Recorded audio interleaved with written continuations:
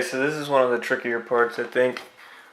But these little levers, these little plastic levers inside the flywheel, I think that's what it's called. You're going to want these to be pointing backwards, both of them at the same time. So you'll have to get this one this way and this one facing this way, and then you're going to have to push the starter assembly on there with them facing this direction.